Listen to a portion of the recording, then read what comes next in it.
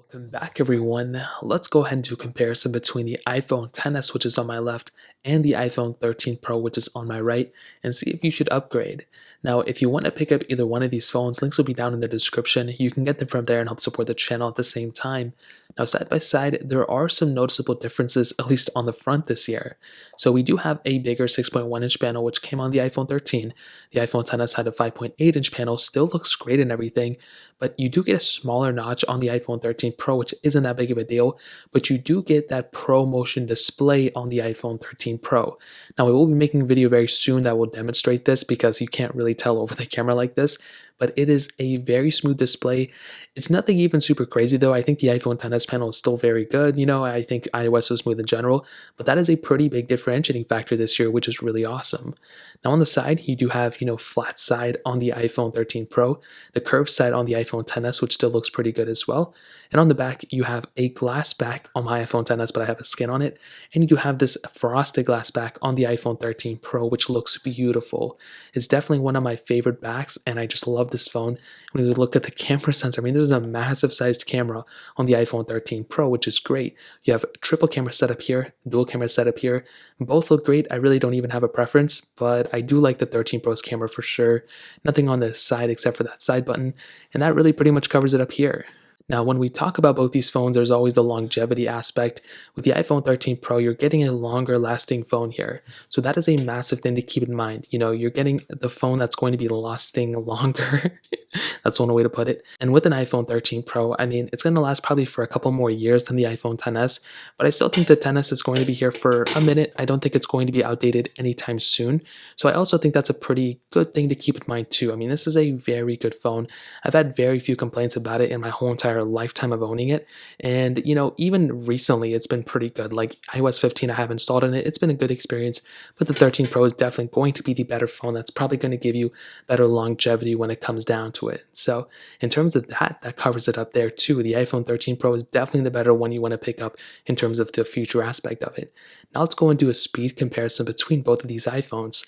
Now the iPhone 13 Pro has that Apple A15 Bionic chip inside of it with 6 gigs of RAM, where the iPhone XS has that Apple A12 Bionic chip inside of it with 4 gigabytes of RAM. So let's go and see which one is the faster phone between both of these. Okay, there we go. And all the apps are clear in the background as you guys could see. Now start letting them up. Let's do phone calls, 3, 2, 1. And pretty much the same thing. Hopping out of this one, let's do music, 3, 2, 1. And definitely the 13 Pro, which is on the right, was faster there. Hopping out of this one, let's get into the App Store, 3, 2, 1. Now I do think I'm not connected to the network here, so we'll just load that one up in the background for like RAM management. Now let's go and get into clock, 3, 2, 1. And pretty much the iPhone 13 Pro I think was the faster one. Photos, 3, 2, 1. And for some reason the 13 Pro didn't want to click that. But again, we'll load that one up for the background. Now let's just load up the camera in the background like that. And as always, we have news and some other third-party apps we'll get into in a second. And this one loaded up that one. We do have the network connection here. Stocks 3, 2, 1. And we're probably going to get into a network connection problem here as well. Or a black screen. Or, yep, there we go. Now let's start loading up some of these third-party applications right here. Versus blocks, 3, 2, 1. And you can see pretty much the same thing almost. They were almost identical. Hopping out of this one, let's get into thank you. 3, 2, 1. And the iPhone 13 Pro was a faster one there. Gameplay-wise, they're probably going to be roughly around the same. Hopping out of this one, let's get into Dropbox. 3, I don't have it here. Let's get into Quizlet. 3, 2, 1. And I think the 13 Pro again was a faster one there. It's going to do this Temple Run, 3, 2, 1. And I think this is the first version of Temple Run. I don't know if I'm in a game on either one of these. I don't know why we even got into that one. So we'll just load that one up in the background for RAM management too. Let's do Fruit Ninja, 3, 2, 1. And it will probably look like the 13 Pro is the faster one here. And although we did get into this panel faster, like I mentioned, we do have a network connection thing going on with the iPhone 13 series right now. Snapchat, 3, 2, 1. And the iPhone 13 was faster there, 13 Pro. So Temple Run 2, 3, 2, 1.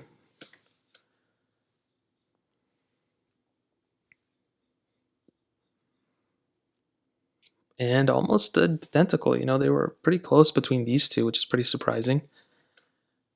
And yep, I think the iPhone 13 Pro was slightly faster, but they were so close. Now the iPhone 13 Pro does have this, because that camera sensor is so big, it actually kind of curves and kind of hits the side a little bit too much, which is kind of annoying. Hopping out of this one, let's get into Netflix 3, 2, 1. And yeah, I mean, this one pretty much covers up this one too. So I think ultimately you guys can kind of tell which one is the faster one. I think the iPhone 13 Pro is the faster one more often than not. And I think that goes without saying. I mean, if you have an iPhone 10s, going to a 13 Pro is a pretty good upgrade, I think. They do a pretty good job. RAM management seems to be about the same too. So that pretty much covers up the speed comparison. Now let's go and quickly hit on the cameras. Now, like I mentioned, both cameras are great on the back. You have that triple camera setup on the iPhone 13 Pro, a wide-angle lens, telephoto lens, and an ultra-wide sensor. With the iPhone 10s has that dual camera setup, a wide-angle lens, then a telephoto lens. I think both these cameras are great. I have very few complaints about both of them, but you do have the ability of shooting 4K at 60 on the iPhone 13 Pro and 4K at 60 on the front, where you can only do 4K at 60 on the front of the back of the iPhone 10s, but 1080p at 60 on the front of the iPhone 10s.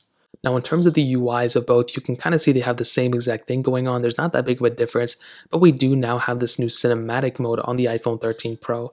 This is a great addition. I love seeing these type of things added, and I'm glad Apple added, a new type of feature. This is an addition to portrait mode. It's like portrait mode for video, and I do think it looks really good.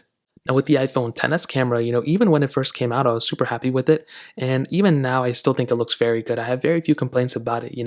I think obviously the 13 Pro has a better camera sensor. It has a lot more features built in, at least with the additional sensor. But the iPhone 10s camera is still good. I wish it had an ultra-wide sensor. That would have been game-changing. That didn't come until the next version. But this is still a pretty good camera without a doubt. Now, the 13 Pro's camera is definitely, I think, the better one. I mean, this one is a very solid camera, probably the best camera around. I think the S22 or S21 is probably the better camera, S21 Ultra, but this is a very solid lens. You have a lot of features built in, 4K 60 on the front and the back, very good signal processing too.